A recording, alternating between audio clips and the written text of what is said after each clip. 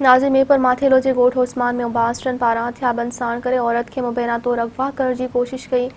जंहिं दौरान मज़ाहमत कंदड़ औरत खे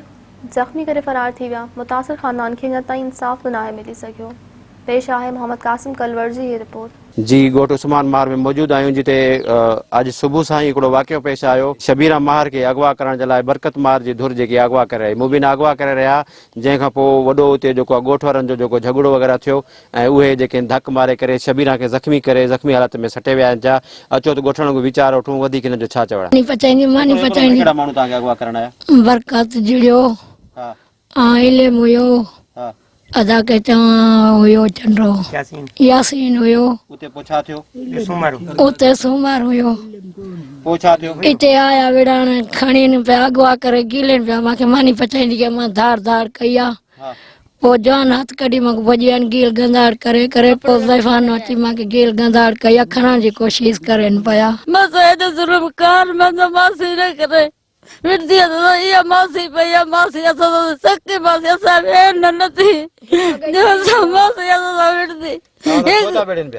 विरनी सही है असा दादा को खुशी से पहली पढ़ने ने हाने असा जोरी तो न सा बा ये वसल नहीं दादे तो को कसे न अगवा कई तो ने अगवा करे तो जोरी असा विड़ी करे खणी न सा नी बा अरे अल्लाह वराई नालवा मना आज 8 या मन 15 या खणी वाने तो असा को वरी ये विरदा रहंदा मनी भेण के ते बिड़ी कुटे मारे जख्मी करे सटे वे सही मसलो यो पेरे बे असा मिट्री कई असा जो मसात आ वो मना बाहर वेंदो कतर ते कमाए पैसो कमाए न बरकत अली उन सा गड सुमर शामिल आ, उन जो भाई यासीन और उन जो भेणवियो गडा जुड़ियो उतो वेंदन कमाए न पैसो बारो कमाए करे हितो अगवा कराए करे बाहर वनी सप्लाई करे न खपाइना हाने उन सा पो मा जो सालो उन सा गडा नदीम जो नालो आ मैंने थोड़ा रमा जी घर वारी अगवा थी वया गोले गोले में थक जिया को माजे मदद न तो करे को ना माजे सोराग तो पए असा विड़ी व्यान असा जी हुकूमत कुछ नथी बुधे असा जी इंसाफ करायो तो मैं घर आरिया माजी घर कोई कोनो उनके 8 जना अची गिल गंजार करे खई वञण अगवा कई बरकत सूमर असा जी तो मदद करो। मांजी भणेजी आ मांजी भणेजी के कुटे घर वेठी के मानी पचाईंदी वेठी घर वेठी के कुटे